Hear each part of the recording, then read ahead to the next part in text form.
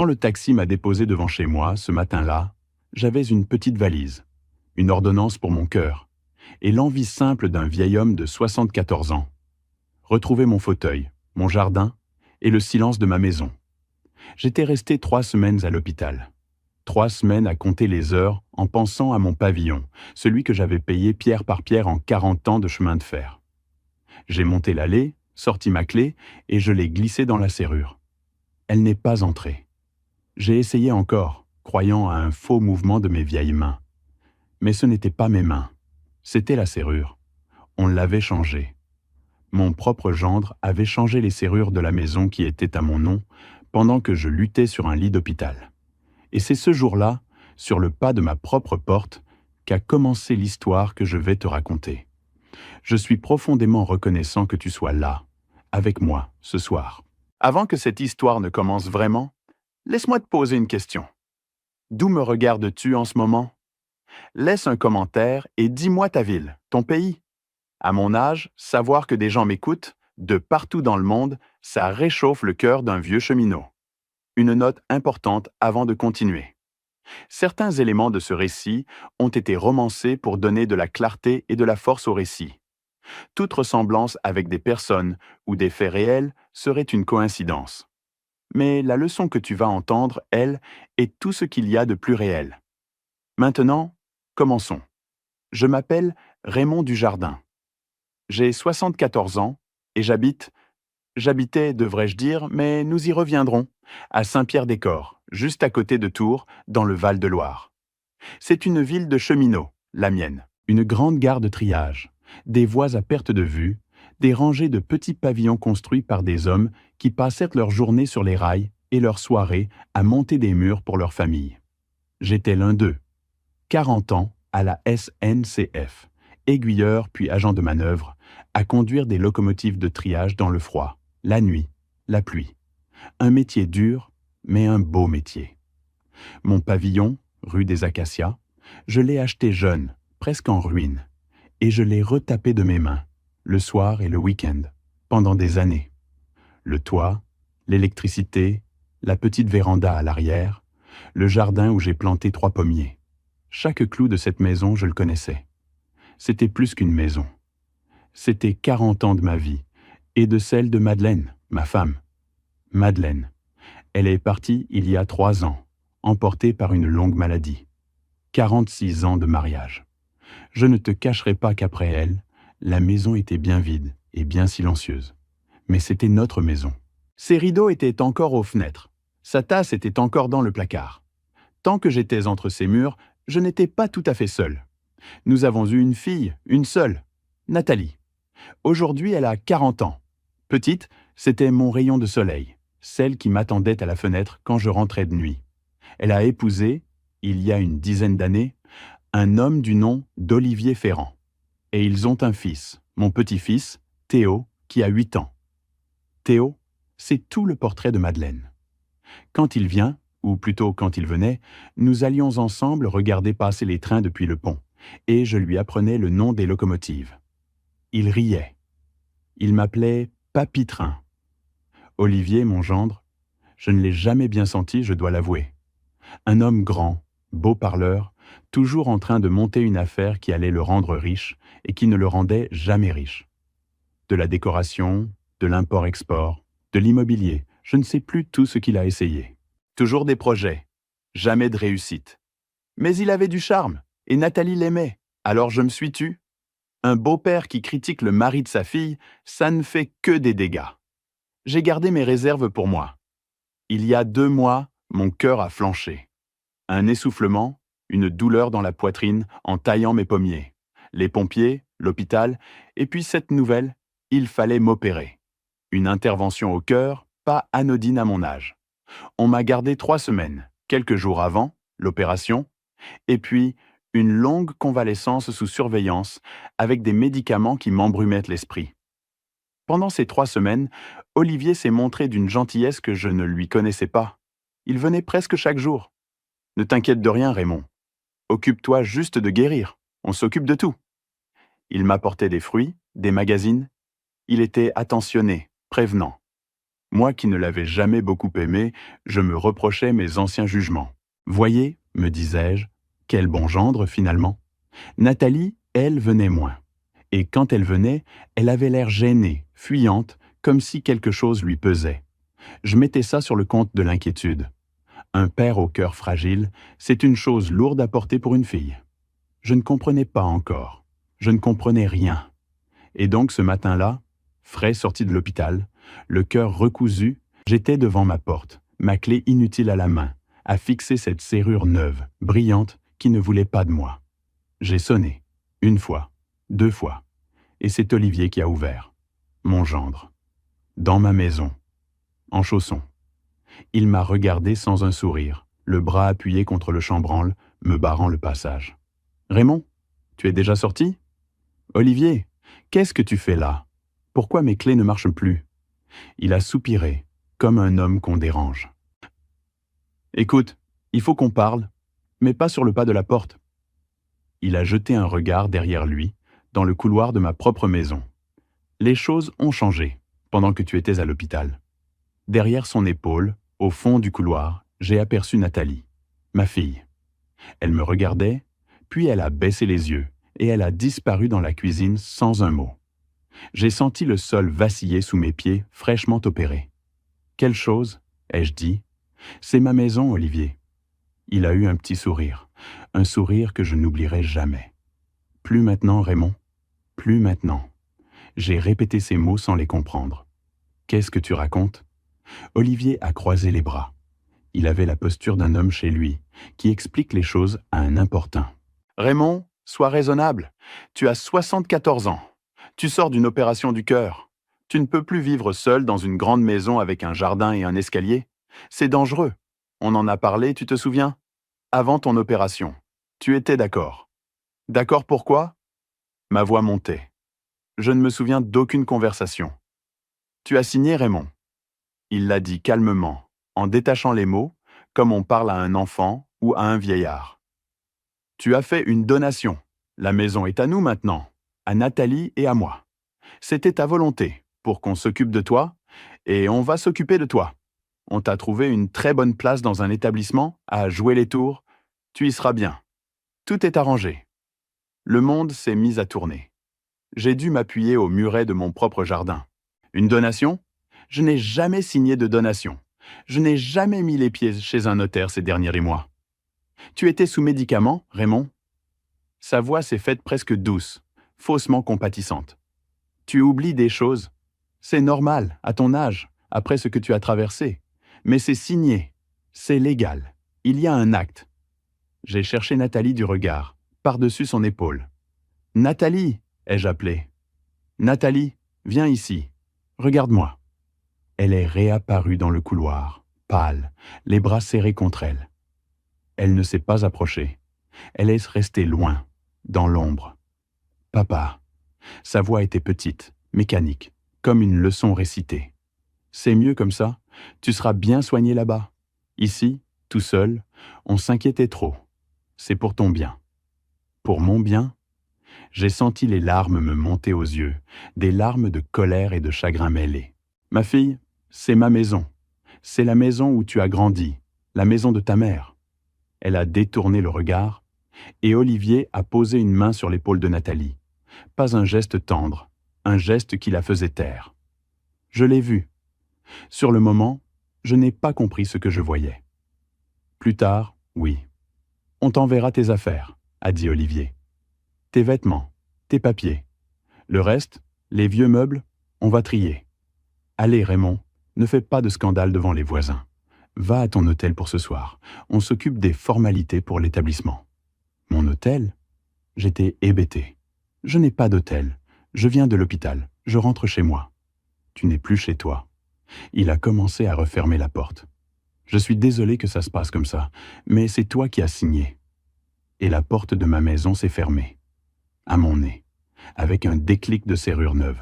Je suis resté là, sur l'allée que j'avais cimentée moi-même un été, ma petite valise d'hôpital à la main, le cœur, ce cœur tout juste réparé, qui cognait dans ma poitrine à me faire peur. Le ciel du Val-de-Loire était gris. Une de mes voisines, Madame Fontaine, est sortie sur son perron, de l'autre côté de la haie. Elle m'a regardé et son visage s'est décomposé. Monsieur Dujardin, mon Dieu, vous voilà. Je ne savais pas comment vous joindre. Madame Fontaine. Ma voix tremblait. Qu'est-ce qui s'est passé ici? Elle s'est approchée de la haie, jetant un coup d'œil inquiet vers ma maison, vers les fenêtres. Il s'est passé des choses pas normales pendant que vous étiez à l'hôpital, monsieur Dujardin. Elle a baissé la voix. Un serrurier est venu, il y a 15 jours. Ils ont changé toutes les serrures. Et puis, votre gendre a fait sortir des meubles, des cartons. J'ai vu votre petit Théo pleurer dans le jardin. J'ai voulu vous prévenir, mais je n'avais pas votre numéro à l'hôpital, et eux ne voulaient rien me dire. Elle a posé sa main ridée sur la mienne, par-dessus la haie. Vous n'avez nulle part où aller? Nulle part où aller, à 74 ans, devant la maison que j'avais bâtie de mes mains. C'est à ce moment-là, je crois, que quelque chose s'est brisé en moi. Mais autre chose, aussi, s'est réveillée. Une colère froide, une certitude. Je n'avais jamais signé de donation. J'en étais sûr. Aussi sûr que je connaissais le nom de chaque locomotive de la gare de triage. Et s'il existait un acte avec ma signature dessus, alors cet acte était un mensonge. Madame Fontaine m'a offert de m'asseoir un moment chez elle, le temps de me remettre. Mais je ne pouvais pas rester là, à 50 mètres de ma maison occupée, à regarder ma fille passer derrière mes fenêtres. J'ai sorti mon vieux téléphone et j'ai appelé le seul homme au monde que je savais toujours là, depuis 50 ans. Marcel. Marcel Boucher. Nous étions entrés à la SNCF la même année, 2 gamins de 18 ans avec une casquette trop grande. Nous avions fait toute notre carrière ensemble, sur les mêmes voies, dans les mêmes nuits de gel. Veuf comme moi, à la retraite comme moi, il vivait dans un petit appartement près de la gare. Raymond, sa grosse voix. T'es sorti? C'est formidable. Marcel. Je n'ai pas pu retenir un sanglot. Marcel, je suis dehors, devant chez moi. Ils ont changé les serrures. Olivier dit que j'ai donné la maison. Je n'ai plus de chez moi, Marcel. Il y a eu un silence. Puis, bouge pas, j'arrive. 20 minutes plus tard, sa vieille Renault s'arrêtait dans un crissement devant le pavillon. Il en est sorti, le visage rouge de colère, et il a regardé ma maison comme s'il voulait l'arracher de ses fondations. « C'est salaud », a-t-il dit. « C'est beau salaud ». Puis il m'a pris par l'épaule, doucement, en voyant ma pâleur. « Allez, viens, on ne reste pas là. Tu vas t'asseoir, manger quelque chose, et tu vas tout me raconter. Et après, crois-moi, on ne va pas les laisser faire. » Chez lui, autour d'une soupe et d'un verre de vin que je n'ai pas touché à cause de mes médicaments, je lui ai tout raconté. Les 3 semaines d'hôpital, la gentillesse soudaine d'Olivier, les visites gênées de Nathalie, et puis la serrure, la donation, la maison de retraite, tout arrangé. Marcel m'écoutait, les poings serrés sur la table. « Et cette donation, tu l'as signée, oui ou non ?» a-t-il demandé. C'est là que le doute m'a pris à la gorge. « Marcel, je ne sais plus. » Ma voix s'est cassée. J'étais sous morphine, sous calmant. Olivier venait avec des papiers, à l'hôpital. Il disait « Signe là, Raymond, c'est pour l'assurance. C'est pour qu'on puisse gérer tes affaires pendant que tu es soigné. C'est juste une procuration. » Et je signais. Je lui faisais confiance. J'avais l'esprit dans le brouillard. Je signais où il me montrait. J'ai pris ma tête dans mes mains. Mais une donation chez un notaire, ça non, jamais. Je ne suis jamais allé chez un notaire. De ça, je suis sûr. Alors écoute-moi bien. Marcel a tapé du doigt sur la table. Une donation d'une maison, ça ne se fait pas en gribouillant un papier sur un lit d'hôpital. Ça se fait devant un notaire, en personne. Ma femme et moi, on a fait une donation à nos enfants. Je sais comment ça marche. Il faut être là, lire l'acte, signer devant lui. Si tu n'es jamais allé chez un notaire, alors leur fameux acte, ou bien c'est un faux, ou bien il y a une entourloupe. Dans tous les cas, c'est pas net. Une étincelle d'espoir s'est allumée en moi. Tu crois que je peux me battre? Je crois que tu dois te battre. Marcel s'est levé, est allé fouiller dans un tiroir, et en est revenu avec une carte de visite cornée. Tiens, tu te rappelles le vieux Gaston, du club de boules? Quand son neveu a essayé de lui piquer son terrain, il a été voir cette dame, une avocate à la retraite, maître Lucienne Roche. Elle ne plaide plus, mais elle tient une petite permanence, gratuite, pour les vieux comme nous qui se font dépouiller. Il paraît qu'elle ne lâche jamais rien. Le neveu de Gaston, elle l'a fait reculer en 2 semaines. J'ai pris la carte. Lucienne Roche, permanence d'aide aux personnes âgées. Une avocate à la retraite qui défend les vieux gratuitement? Ai-je dit. Pourquoi elle ferait ça? Marcel a haussé les épaules. Je ne sais pas. Gaston disait qu'elle avait ses raisons. Une histoire de famille à elle. Va la voir, Raymond, demain matin. Et en attendant, il a tiré une couverture du placard et l'a posée sur le canapé. Tu dors ici. Aussi longtemps qu'il faudra. On a partagé des cabines de locaux à moins 20 degrés, toi et moi. C'est pas un gendre voleur qui va te mettre à la rue tant que je suis vivant. Cette nuit-là, allongé sur le canapé de Marcel, je n'ai pas fermé l'œil. Je regardais le plafond et je revoyais le sourire d'Olivier. Plus maintenant, Raymond. Et le visage baissé de ma fille. C'est pour ton bien, papa. Mon cœur réparé battait lentement dans ma poitrine. Et au milieu du chagrin, une question tournait, encore et encore, comme une locomotive sur une plaque tournante. Comment ma propre fille avait-elle pu me faire ça? Je n'avais pas encore réponse. Mais demain, j'irai voir cette Lucienne Roche. Et je commencerai à la chercher. La permanence de Maître Roche se tenait dans une petite salle prêtée par une association, derrière l'église de Saint-Pierre-des-Corps. Une table, 2 chaises, une bouilloire, des dossiers empilés partout. Et derrière la table, une femme d'environ 68 ans, petite, le cheveu blanc coupé court, des lunettes pendues à une chaînette et un regard d'une vivacité qui démentait son âge. « Asseyez-vous, monsieur Dujardin », a-t-elle dit. « Marcel Boucher m'a appelé ce matin. Racontez-moi tout, dans l'ordre.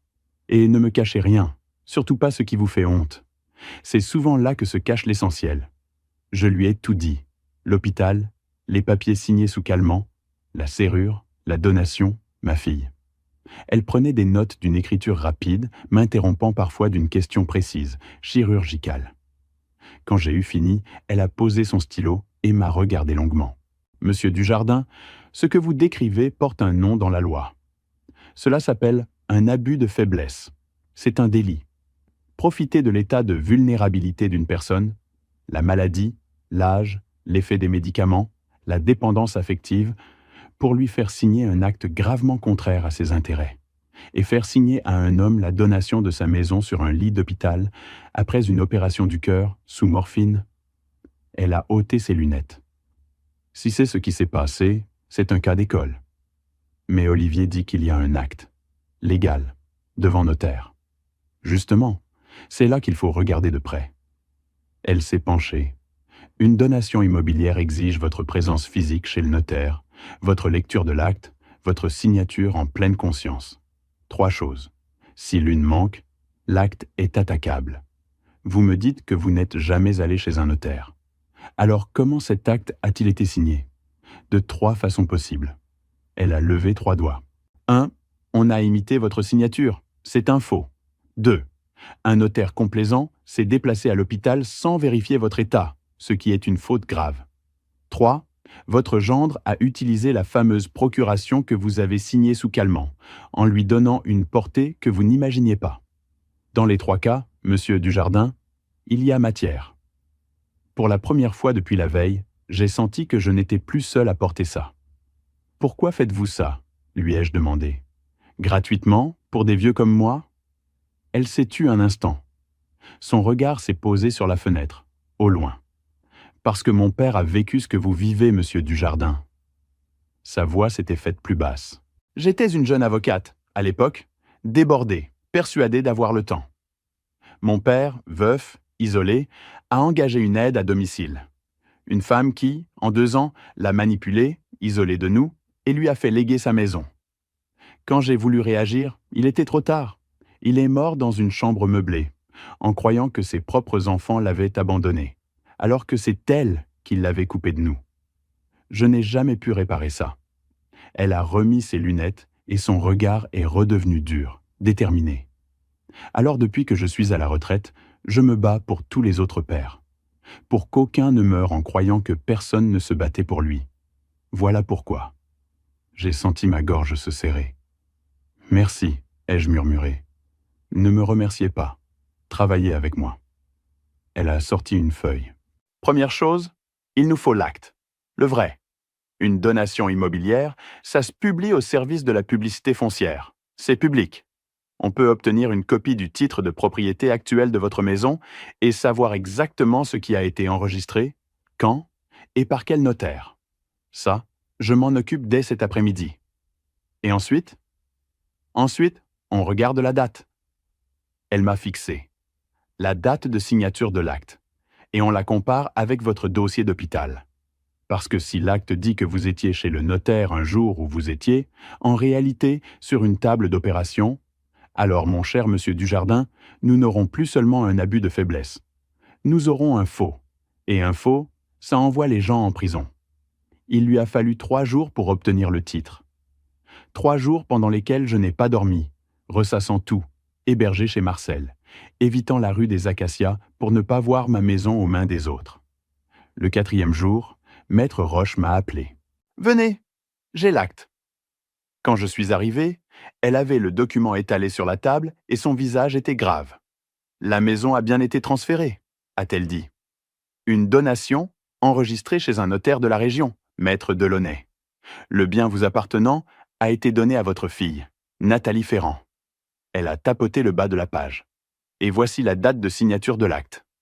J'ai regardé la date, et mon sang s'est figé dans mes veines. « Maître Roche, » ai-je dit dans un souffle. Ce jour-là, j'étais au bloc opératoire. On m'opérait du cœur.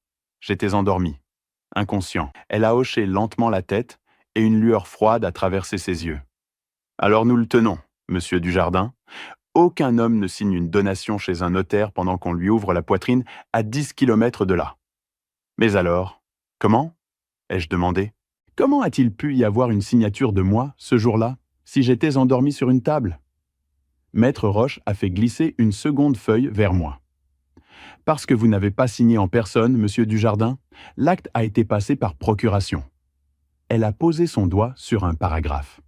Regardez, le notaire écrit que monsieur Raymond Dujardin était représenté par mandataire en vertu d'une procuration. Autrement dit, quelqu'un a signé à votre place, au nom d'une procuration que vous auriez consentie. La procuration de l'hôpital, ai-je dit, l'estomac noué. Celle qu'Olivier me faisait signer. Pour gérer tes affaires, c'est juste pour l'assurance. Très probablement, elle a retiré ses lunettes. Et c'est là que tout devient très intéressant sur le plan juridique, parce que ce qu'ils ont fait, monsieur Dujardin, ne tient pas debout. Écoutez bien. Elle s'est penchée et elle a parlé avec la précision d'un horloger. Premièrement, une procuration pour faire une donation immobilière. Ce n'est pas un petit papier qu'on signe au lit. La loi exige une forme particulière, très encadrée. Un gribouillis sous morphine ne suffit pas.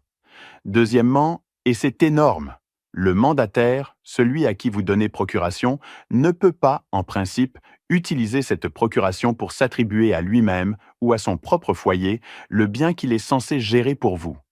C'est ce qu'on appelle se contracter avec soi-même. Un conflit d'intérêts flagrant. Or ici, la procuration aurait servi à donner votre maison à votre fille, qui est l'épouse de votre gendre, le foyer même du mandataire. Elle a tapé la table. C'est juridiquement vicié de part en part. Donc l'acte est faux. Disons qu'il est attaquable de plusieurs côtés à la fois. Soit la procuration elle-même est un faux, votre signature imitée. Soit elle est réelle mais arrachée par tromperie à un homme diminué et détournée de son objet. Dans les 2 cas, c'est gravissime. Et il y a un 3e problème, le pire pour eux. Elle m'a regardé. Le notaire. Maître Delaunay. Un notaire qui reçoit une donation par procuration a le devoir de vérifier la validité de cette procuration et de s'assurer que le donateur, vous, est sain d'esprit et consentant. A-t-il appelé l'hôpital ? A-t-il cherché à vous joindre ? A-t-il remarqué que la donation se faisait au profit du foyer du mandataire, ce qui aurait dû le faire bondir ? Elle a pincé les lèvres. Soit il a été d'une négligence coupable, soit pire. J'ai connu, dans ma carrière, des officiers publics qui fermèrent les yeux pour rendre service à de bons clients. J'irai le voir. Elle a tenu parole. 3 jours plus tard, elle revenait de chez Maître Delaunay, et son visage disait long. Le notaire est un vieil homme proche de la retraite, débordé, qui délègue beaucoup à ses clercs, m'a-t-elle rapporté. Il ne se souvenait même pas de l'affaire dans le détail. C'est un de ses collaborateurs qui a monté le dossier. Et ce collaborateur, Monsieur Dujardin, elle a marqué une pause. C'est un ami d'Olivier Ferrand. Ils jouent au foot dans le même club. J'ai fermé les yeux. Tout se mettait en place, pièce après pièce, comme des wagons qu'on accroche les uns aux autres. Olivier connaissait un clerc de notaire, ai-je dit lentement. Oh, il m'a fait signer une procuration à l'hôpital en me mentant sur ce qu'elle était, et son copain au cabinet a passé l'acte sans poser de questions. C'est mon hypothèse, et j'ai quelque chose de mieux qu'une hypothèse. Elle a sorti un papier. J'ai déposé une demande pour obtenir une copie de cette fameuse procuration. Et regardez la date à laquelle vous l'auriez signée. J'ai regardé. C'était 3 jours avant mon opération. Vous vous souvenez de ce jour-là ? A-t-elle demandé. J'ai fouillé ma mémoire embrumée. 3 jours avant l'opération. J'étais déjà hospitalisé, déjà sous traitement, terrifié par ce qui m'attendait. Et oui, Olivier était venu, avec une chemise pleine de papier. Signe là, Raymond, et là, et là. C'est pour l'assurance. C'est pour qu'on puisse gérer tes affaires si jamais ça se passe mal. Te fatigue pas à tout lire, je m'occupe de tout. Et j'avais signé, page après page, sans lire. Parce que c'était mon gendre. Parce qu'on fait confiance à sa famille. Je m'en souviens ? Ai-je dit, la voix brisée. Je lui ai fait confiance. J'ai signé sans lire. Maître Roche a posé sa main sèche et chaude sur la mienne. Tous les gens qui se font avoir ont fait confiance, monsieur Dujardin. La confiance n'est pas un crime. La trahir, ça en est un. Elle a refermé son dossier d'un geste net. Maintenant, nous avons de quoi attaquer l'acte. Mais il nous manque encore l'essentiel. Pourquoi ? Pourquoi un homme prend-il le risque de voler la maison de son beau-père ? Il y a presque toujours une réponse, et elle est presque toujours la même. L'argent, ai-je dit. L'argent. Elle a hoché la tête. Alors creusons. Parce que je vous parie ma retraite que cette maison, votre gendre n'a pas l'intention de la garder. Avant de te dire ce que nous avons découvert sur les véritables intentions de mon gendre, et crois-moi, c'est pire que tout ce que j'avais imaginé, j'ai besoin que tu fasses une chose pour moi. Laisse un commentaire, juste en dessous. Écris simplement « Je suis là ». 3 mots. Dis-moi que tu n'as pas lâché ce vieil homme. Parce que ce qui vient maintenant est le moment où j'ai compris que je n'étais pas la seule victime de cette histoire. Et garde à l'esprit que ce récit comporte des éléments romancés, à des fins narratives et éducatives. Il n'est peut-être pas entièrement véridique. Si cela te gêne, libre à toi de t'arrêter ici. Mais si tu veux comprendre jusqu'où peut aller la cupidité et comment un homme peut se relever quand on l'a jeté à la rue, alors reste avec moi. Maître Roche avait un neveu, agent immobilier dans la région. Sans rien lui révéler de l'affaire, elle lui a demandé de se renseigner, l'air de rien, sur les biens récemment mis en vente autour de Saint-Pierre-des-Corps. Et ce qu'il a trouvé nous a glacés. Ma maison, mon pavillon de la rue des Acacias. Il était déjà en vente. Pire, il y avait déjà un compromis de vente signé. Olivier, à peine la donation enregistrée au nom de Nathalie, avait mis la maison sur le marché et trouvé un acheteur. Un jeune couple, de bonne foi, qui ne se doutait de rien. Le prix, 260 000 €. La signature de l'acte de vente définitif chez le notaire était prévue dans 3 semaines. 3 semaines, a répété Maître Roche, le visage dur. Voilà votre compte à rebours, monsieur Dujardin. Tant que la maison appartient sur le papier à votre fille, elle peut la vendre. Et le jour où elle sera vendue à ce jeune couple de bonne foi, tout se complique terriblement. On pourra peut-être annuler la donation, mais récupérer la maison une fois qu'elle est passée entre les mains d'acheteurs innocents, c'est un cauchemar juridique qui peut durer des années. Il faut bloquer cette vente, avant. Mais pourquoi tant de précipitation ? Ai-je demandé. Ah, pourquoi me prendre la maison juste pour la revendre aussitôt ? Ça, c'est la dernière pièce. Elle a ouvert une chemise. J'ai un confrère qui sait remonter les situations financières, officieusement. Votre gendre, monsieur Dujardin, est au bord du gouffre. Elle a étalé les éléments. Olivier Ferrand avait monté, 2 ans plus tôt, une société dans l'import de mobilier. Une affaire qui avait sombré, comme toutes les autres avant elle. Il avait emprunté lourdement, donné des cautions personnelles et accumulé près de 150 000 € de dettes. Des banques, mais aussi des créanciers privés, des gens peu recommandables qui réclamaient leur dû. Il était au pied du mur. Les saisies menaçaient. Et la seule chose de valeur à portée de sa main, dans toute la famille, c'était un pavillon entièrement payé, sans le moindre crédit dessus. Ma maison. Il avait besoin d'argent vite et beaucoup, a résumé Maître Roche. Votre maison vaut largement ce qu'il doit. Il vous l'a prise pendant que vous étiez sans défense. Il l'a fait passer au nom de votre fille pour que ça reste en famille et que ça paraisse normal, et il s'apprête à la vendre pour éponger ses dettes.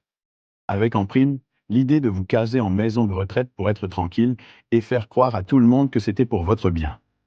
J'étais effondré. Mais une chose me torturait plus que tout. Et Nathalie, ma fille, elle savait tout ça? Elle a accepté de me jeter dehors pour les dettes de son mari? Maître Roche m'a regardé, et son expression s'est adoucie. C'est la question que je me pose depuis le début, monsieur Dujardin. Et il y a un détail qui me chiffonne. Elle a tapoté ses notes. Madame Fontaine, votre voisine, m'a dit que pendant des mois, avant votre hospitalisation, on ne voyait presque plus votre fille chez vous, que votre gendre disait à droite et à gauche que vous perdiez la tête, que vous deveniez difficile, parano. Est-ce que c'est vrai? Est-ce que Nathalie s'était éloignée de vous ces derniers temps? J'ai réfléchi. Et c'est vrai que, depuis 1 an ou 2, ma fille m'appelait moins. Venait moins. Quand je téléphonais, c'était souvent Olivier qui répondait, qui disait qu'elle était occupée, fatiguée, qu'il me la passerait plus tard, et plus tard ne venait jamais. Je mettais ça sur le compte de la vie moderne, du travail, de l'éloignement. Maintenant que vous le dites, oui, on nous avait éloignés. Doucement. Réfléchissez-y, a dit Maître Roche. Un homme qui isole sa femme de son propre père pendant des mois, qui répand l'idée que le vieux perd la tête, qui s'arrange pour être seul à gérer les contacts. Elle m'a regardé dans les yeux. Ce n'est pas seulement le profil d'un homme qui veut voler une maison, monsieur Dujardin. C'est le profil d'un homme qui contrôle tout, et tout le monde autour de lui, y compris votre fille. Un soupçon nouveau, terrible, a commencé à germer en moi. Vous voulez dire que Nathalie, qu'elle n'est peut-être pas complice, qu'elle est, elle aussi, je veux dire, a coupé Maître Roche, que je ne croirai à la culpabilité de votre fille que lorsque je l'aurai regardée des yeux et entendue de sa propre bouche. Et je veux dire autre chose.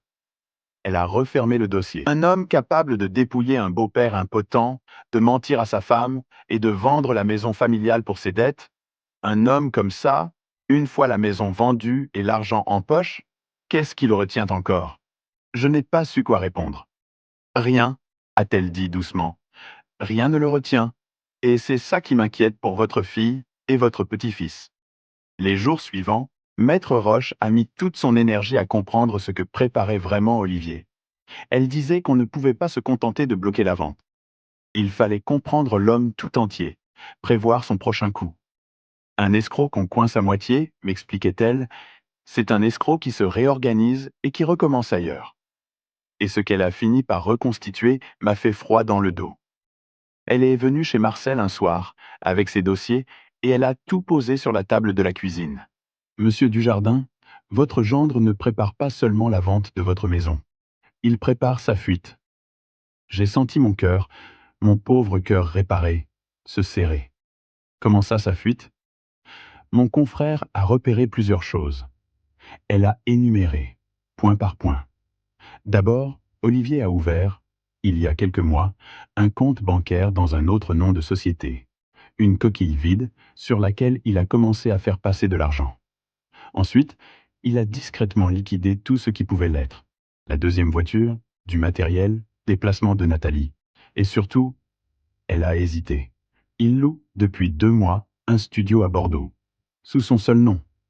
Un studio à Bordeaux, ai-je répété sans comprendre. Pour une personne, monsieur Dujardin. Un seul nom sur le bail. Pas de Nathalie, pas de Théo. Elle m'a regardé. Et il y a pire. Mon confrère pense qu'il n'est pas seul dans cette histoire. Il y a une femme. quelqu'un qu'Olivier voit depuis un moment, à qui il a ouvert un compte joint, là-bas. Le sol s'est dérobé sous moi pour la 2e fois en quelques jours. Vous êtes en train de me dire que mon gendre va vendre ma maison, prendre l'argent et partir, et abandonner ma fille et mon petit-fils. C'est ce que tout indique. La voix de Maître Roche était grave, mesurée. Le plan est limpide quand on l'a compris. Olivier Crouet sous les dettes. Il vous prend votre maison pendant que vous êtes hors d'état de vous défendre. Il la met au nom de Nathalie pour que ça reste propre, une affaire de famille. Il la vend. Mais l'argent de la vente, il ne compte pas le partager avec Nathalie, ni rembourser sagement ses dettes et repartir à zéro avec sa famille. Il compte rafler la mise, laisser à votre fille les dettes communes et les créanciers sur le dos, et disparaître à Bordeaux, refaire sa vie avec une autre. Je revoyais ma fille, dans le couloir de ma maison, le visage baissé, récitant « C'est pour ton bien, papa », sous le regard de son mari. Et je comprenais, enfin, ce que j'avais vu sans le voir, sa peur. Ce n'était pas de la cupidité dans ses yeux, c'était de la peur, et une sorte d'absence, comme quelqu'un qui ne s'appartient plus. Elle ne sait pas, ai-je dit lentement. Nathalie ne sait pas qu'il va la lâcher. Il lui a fait croire que c'était pour eux, pour leur avenir, pour sauver la famille. Il lui a peut-être fait croire que moi, son père, j'étais devenu fou, que je devais aller en maison de retraite, que la donation était mon idée, et elle l'a cru. Parce qu'elle l'aime, parce qu'il l'a coupée de tout le monde, de moi le premier. C'est mon analyse aussi, a dit Maître Roche. Votre fille est sans doute, à sa manière, une victime de cet homme, autant que vous. Manipulée, isolée, terrorisée peut-être. Mais attention, monsieur Dujardin. Elle a levé la main. Je dis sans doute. Tant qu'on ne lui aura pas montré la vérité en face, on ne peut pas en être sûr. Et il y a un risque, si on prévient Nathalie trop tôt et qu'elle est encore sous l'emprise d'Olivier, elle court tout lui répéter, et il accélère, il finalise la vente, il prend l'argent et il disparaît avant qu'on ait pu bouger. Alors qu'est-ce qu'on fait ? Maître Roche a rassemblé ses papiers et son regard s'est durci comme l'acier. On va plus vite que lui. Elle a sorti un formulaire. Demain, on dépose plainte. Pour abus de faiblesse, faux et usage de faux, et escroquerie. Et on demande au procureur, en urgence, de bloquer cette vente avant qu'il ne soit trop tard. Elle m'a regardé. Mais pour la plainte, monsieur Dujardin, j'ai besoin d'une dernière chose. La preuve absolue. Celle qu'aucun juge ne pourra écarter. Laquelle ? La preuve que le jour où vous étiez censé signer cette donation, vous étiez bel et bien sur une table d'opération. Elle a souri, d'un sourire dur. Il nous faut votre dossier médical, heure par heure. Obtenir mon dossier médical n'a pas été simple, mais c'était mon droit, et Maître Roche savait exactement quelle porte pousser. En quelques jours, nous avions le compte-rendu opératoire, signé du chirurgien, avec les horaires précis. Le jour où, selon l'acte, j'étais censé signer la donation de ma maison chez Maître Delaunay, le document hospitalier était formel. À cette date et à ces heures, Raymond Dujardin se trouvait au bloc opératoire du service de cardiologie sous anesthésie générale pour une intervention de plusieurs heures suivie d'un passage en salle de réveil puis en soins intensifs. Pas une minute où j'aurais pu être ailleurs. Pas une seconde de conscience. Maître Roche a posé côte à côte les deux papiers, l'acte de donation et le compte-rendu opératoire. Les mêmes dates. L'un me disait debout chez un notaire. L'autre m'avait, endormi, la poitrine ouverte. « Voilà », a-t-elle dit simplement. « La pièce maîtresse. Aucun tribunal ne pourra contourner ça. » Le lendemain, nous sommes allés déposer plainte. Pas une petite main courante, une plainte en bonne et due forme, étayée, montée par une avocate qui avait passé sa vie au tribunal. Abus de faiblesse sur personne vulnérable, faux et usage de faux, escroquerie, tentative de vente d'un bien obtenu frauduleusement. L'officier qui nous a reçus, d'abord un peu las, encore une histoire de famille, devait-il penser, a changé de visage au fur et à mesure que Maître Roche déroulait le dossier. La procuration arrachée à l'hôpital, le clerc ami du gendre, la donation signée pendant l'opération, les dettes, le compromis de vente déjà signé. Le studio à Bordeaux au seul nom d'Olivier. Quand elle a eu terminé, il a reposé son stylo et il a dit « Maître, je transmets ça au procureur dès aujourd'hui. C'est du sérieux. » Les choses, ensuite, sont allées vite. Le procureur a ouvert une enquête. Et surtout, c'est ce qui pressait le plus, Maître Roche a obtenu, par la voie juridique, que la vente de ma maison soit gelée. Une inscription a été prise, un blocage déposé, de sorte que le notaire chargé de la vente définitive ne pourrait pas régulariser le transfert au jeune couple acheteur. Tant que la justice n'aurait pas tranché, ma maison ne pouvait plus changer de main. On vient de lui couper l'herbe sous le pied, m'a expliqué Maître Roche. La vente est bloquée. L'argent qu'il attendait n'arrivera pas. Et ça, Monsieur Dujardin, ça va le rendre dangereux. Un homme acculé, dont le plan s'effondre à quelques jours du but, c'est un homme imprévisible. Imprévisible comment? Il va comprendre très vite que quelqu'un a bougé contre lui. Il va peut-être chercher à finaliser plus vite, par d'autres moyens. Ou bien il va paniquer et tout précipiter, prendre ce qu'il peut et filer à Bordeaux sans attendre l'argent de la maison. Elle m'a regardé. Et s'il file, il file seul. Il laissera votre fille et votre petit-fils derrière lui, avec les dettes et la honte. Il faut qu'on parle à Nathalie, maintenant, avant lui. Mais vous avez dit vous-même que c'était risqué, que si elle est encore sous son emprise, elle peut tout lui répéter. Oui, c'est un pari. Maître Roche a joint les mains. Mais c'est un pari qu'il faut tenter, pour elle autant que pour vous. Et nous avons une fenêtre. Mon confrère me dit qu'Olivier descend à Bordeaux après-demain, pour 2 jours, pour son studio, pour sa nouvelle vie. Nathalie restera seule, avec Théo. Mon cœur s'est mis à battre plus vite. Vous voulez que j'aille voir ma fille pendant qu'il n'est pas là? Je veux que nous y allions ensemble. Elle a posé sa main sur la mienne. Vous, pour qu'elle voie son père vivant, debout, et qu'il l'aime malgré tout. Moi, pour lui montrer les preuves, froidement, et l'aider à comprendre ce qu'on lui a fait. Elle a serré mes doigts. Préparez-vous, Monsieur Dujardin. Ce sera peut-être la conversation la plus difficile de votre vie, parce que vous allez devoir tendre la main à la fille qui vous a fermé la porte au nez, et lui prouver que ce n'était pas vraiment elle. J'ai pensé à Nathalie petite, à la fenêtre, qui guettait mon retour des manœuvres de nuit, à Nathalie qui riait sur mes épaules, et à Nathalie, adulte, dans l'ombre de mon couloir, le visage baissé, prisonnière sans le savoir.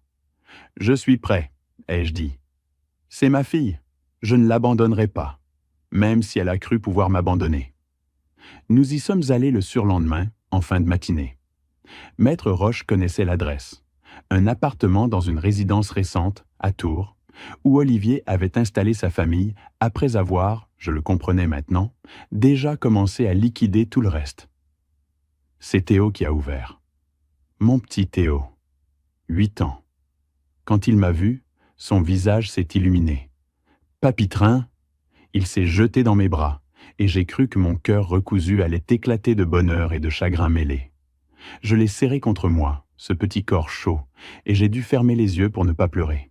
« Papy, on m'avait dit que t'étais malade, que tu pouvais pas me voir. Et puis maman pleure tout le temps. » Derrière lui, Nathalie est apparue dans l'entrée. En me voyant, elle est devenue blanche comme un linge. Elle a porté la main à sa bouche. « Papa, qu'est-ce que... Tu ne devrais pas être ici. Olivier dit que... » « Olivier n'est pas là, Nathalie. » Maître Roche s'est avancé, calme, posé. « Je suis Maître Roche, avocate. Votre père a besoin de vous parler. Et vous avez besoin d'entendre certaines choses, pour votre bien et pour celui de votre fils. Pouvons-nous entrer ?» Nathalie a hésité, le regard affolé, allant de moi à Théo à l'avocate. Puis, comme une digue qui cède, elle s'est effacée pour nous laisser passer. Elle a envoyé Théo jouer dans sa chambre. Et nous nous sommes assis, tous les 3, dans son salon. Maître Roche a posé son dossier sur la table basse, mais elle ne l'a pas ouvert tout de suite. Elle a laissé le silence s'installer. « Papa !» a fini par dire Nathalie, d'une voix tremblante, sans me regarder. « Pour la maison, je sais que ça a l'air terrible, mais Olivier m'a expliqué. Tu n'allais pas bien après ton opération. Tu perdais un peu la tête, tu oubliais des choses. Tu avais peur de rester seul.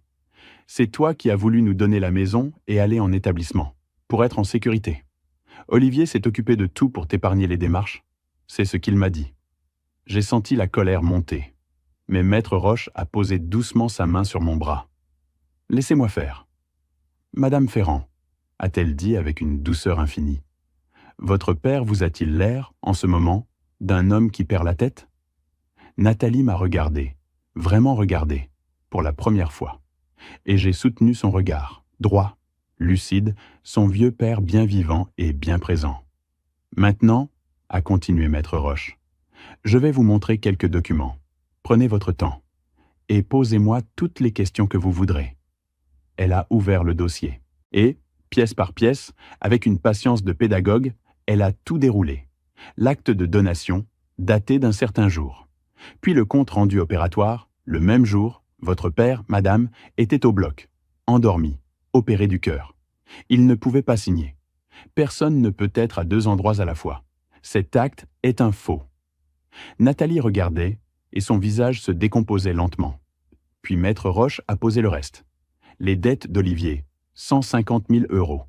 Le compromis de vente de la maison, déjà signé, à un jeune couple.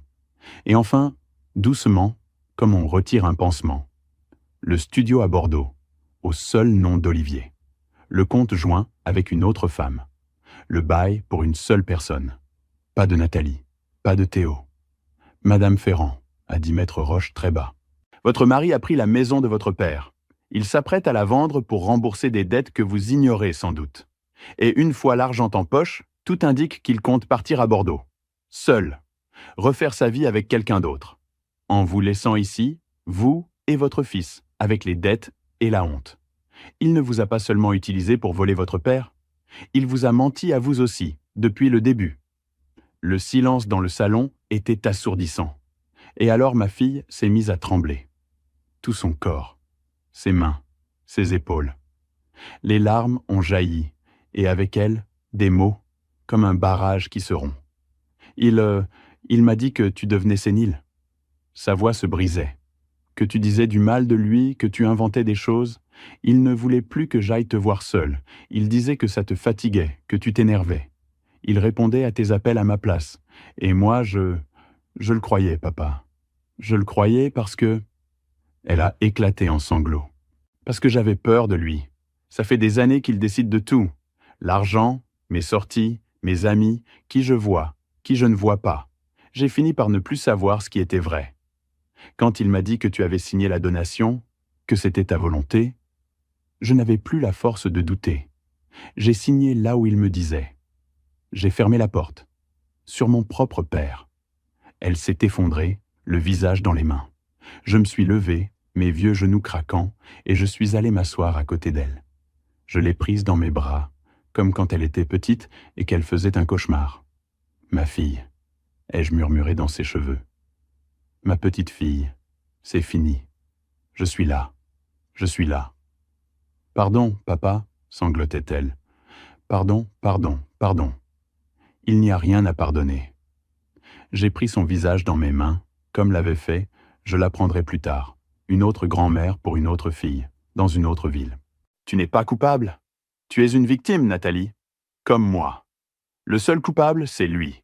Et maintenant qu'on est de nouveau ensemble, tous les deux, on va l'arrêter. » Elle a relevé les yeux, rougi, et au milieu du chagrin, j'ai vu renaître quelque chose. Ma fille, la vraie. Celle qu'on m'avait volée petit à petit, comme on m'avait volé ma maison. Elle a essuyé ses larmes. Et sa voix, soudain, s'est raffermie. Qu'est-ce que je dois faire? Dites-moi ce que je dois faire. Ce qu'il fallait faire, Maître Roche l'a expliqué calmement. Nathalie allait faire une déposition complète. Comment Olivier l'avait isolée, manipulée, comment il lui avait menti pour obtenir sa signature, comment elle ignorait tout des dettes, du studio, de l'autre femme.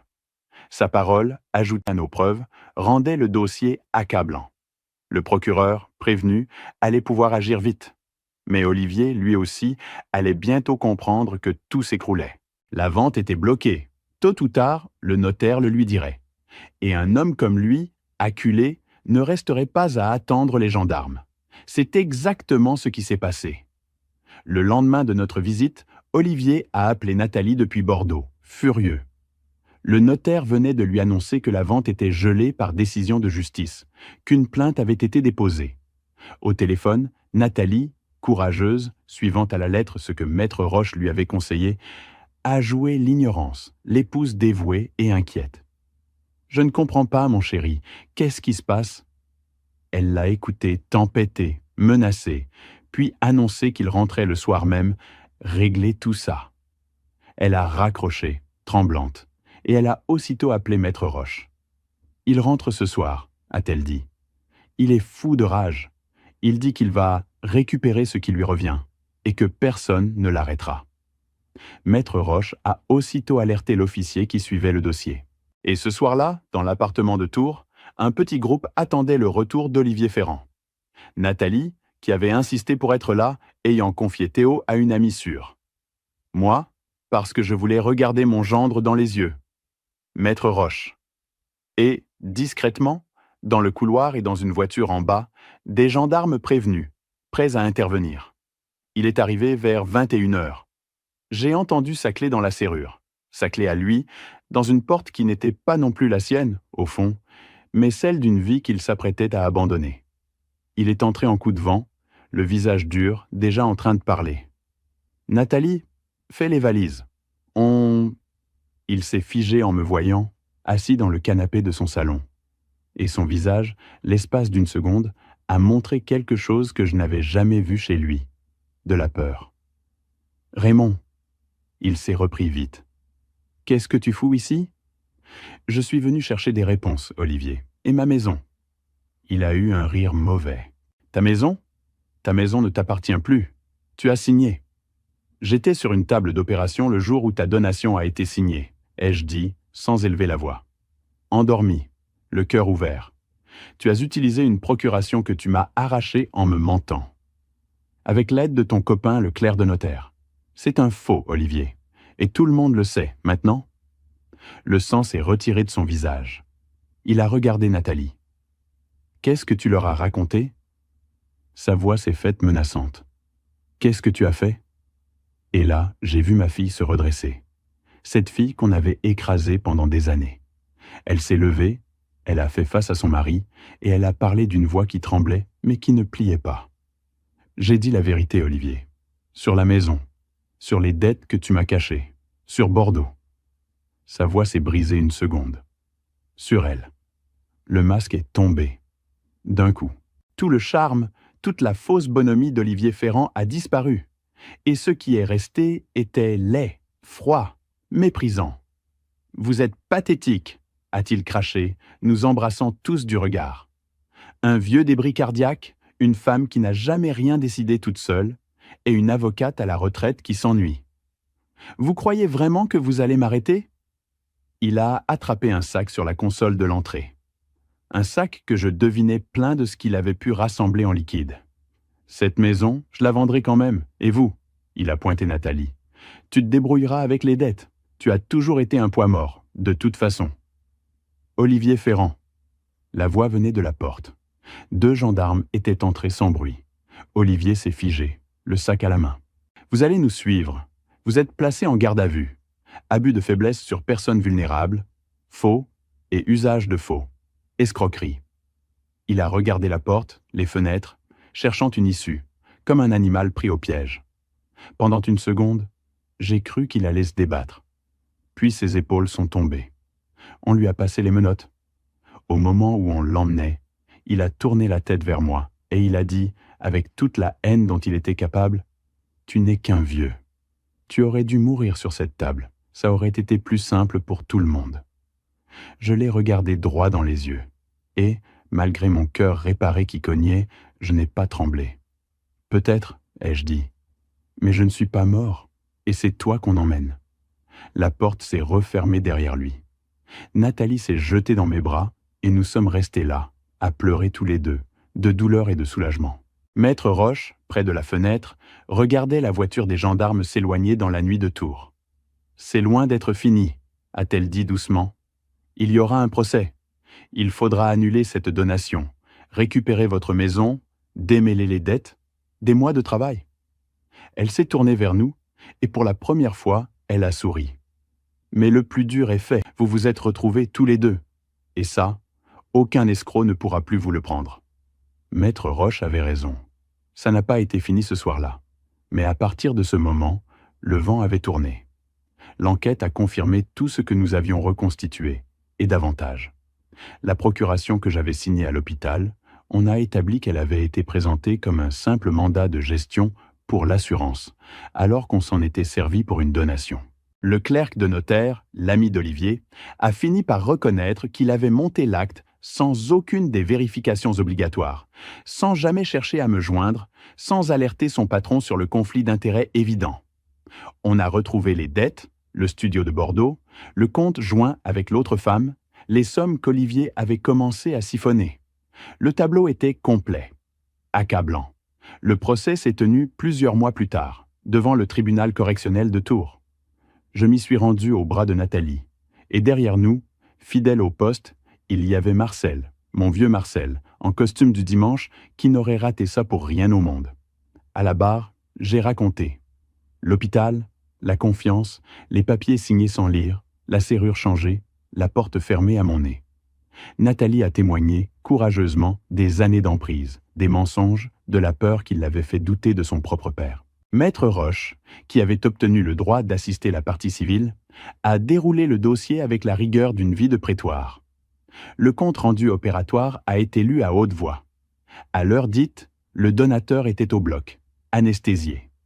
La salle a frémi. Olivier, lui, a nié, contesté, accusé. Il a prétendu que tout était de bonne foi, que j'avais consenti, que sa femme se vengeait. Mais les faits étaient les faits, et les dates ne mentèrent pas. Le tribunal a reconnu Olivier Ferrand coupable d'abus de faiblesse sur personnes vulnérables, de faux et usage de faux, et d'escroquerie. Il a été condamné à plusieurs années de prison, dont une partie ferme, à de lourdes amendes et à l'interdiction de gérer la moindre affaire pendant des années.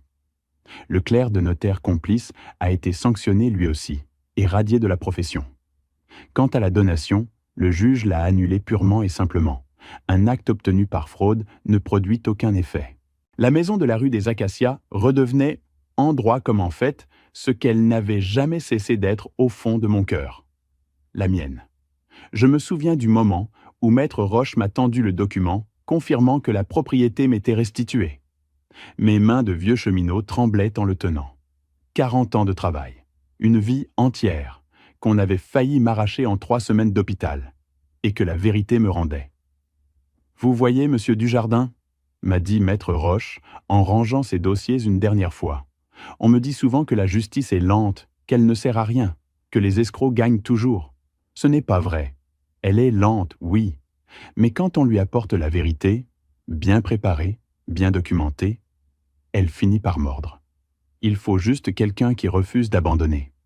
Vous n'avez jamais abandonné, ai-je dit. Ni moi, ni votre père, à travers moi. » Elle a souri, les yeux brillants. Non, cette fois, je n'ai pas abandonné. Et j'ai compris que, ce jour-là, c'était aussi un vieux deuil à elle qui trouvait enfin un peu de paix. Olivier est parti en prison. Nathalie a demandé le divorce, qui a été prononcé sans difficulté au vu de tout ce qui était sorti. Les dettes qu'il avait contractées seul, par fraude, ont pu en grande partie être écartées d'elle. Le reste, nous l'avons affronté ensemble, comme une famille affronte les choses. Mais le plus beau, ce n'était pas le verdict, ni les papiers, ni même la maison. Le plus beau, c'est le jour où j'ai pu y rentrer de nouveau. C'était un matin de printemps. Marcel m'a conduit rue des Acacias, dans sa vieille Renault. Un serrurier nous attendait, un honnête cette fois, qui a posé une nouvelle serrure et m'a remis la clé, ma clé, de ma porte, de ma maison. Je suis resté un long moment sur l'allée que j'avais cimentée un été d'autrefois à tenir cette clé dans le creux de ma main. Marcel ne disait rien. Il savait. Puis j'ai ouvert et je suis entré chez moi. L'intérieur était sans dessus-dessous. Olivier avait commencé à vider, à trier, à brader. Mais les murs étaient là. Le sol que j'avais carrelé. La véranda que j'avais montée pour Madeleine, où elle aimait prendre son café. J'ai retrouvé, au fond d'un placard qu'il n'avait pas touché, sa vieille tasse à fleurs. Je l'ai serrée contre moi comme un trésor. « Te revoilà, ma Madeleine. ai-je murmuré. Je suis rentré. Nathalie et Théo sont venus habiter avec moi, le temps que ma fille se reconstruise. Et puis ils sont restés, parce que la maison était grande et que la vie y était redevenue douce. La chambre de Théo, c'est l'ancienne chambre de Nathalie, celle où elle guettait mon retour, petite. Le matin, j'entends de nouveau des pas d'enfants dans l'escalier. Le soir, on dîne tous les trois. Et le dimanche, je prends Théo par la main et nous allons au bout de la rue, sur le pont, regarder passer les trains. Je lui apprends le nom des locomotives. Il rit. Il m'appelle toujours « Papy Train ». J'ai replanté ce qu'Olivier avait laissé à l'abandon dans le jardin. Mes 3 pommiers ont refleuri ce printemps-là, blancs et roses, comme s'ils m'avaient attendu. Le premier soir où j'ai pu de nouveau dormir dans mon lit, sous mon toit, j'ai pleuré comme un enfant. Non pas de chagrin cette fois, mais de gratitude. On ne mesure le prix d'un chez-soi que le jour où on a failli le perdre. J'avais retrouvé le mien, et avec lui, le droit de vieillir là où j'avais aimé, travaillé et bâti. Marcel vient tailler avec moi le samedi, et nous refaisons le monde autour d'un café. 2 vieux cheminots sous les arbres en fleurs. Maître Roche passe de temps en temps. Elle est devenue, à sa manière bourrue, une amie. Et Madame Fontaine, ma voisine, celle qui avait essayé de me prévenir, je ne l'oublie pas. C'est elle qui, la première, avait refusé de fermer les yeux. Nathalie va mieux. Lentement.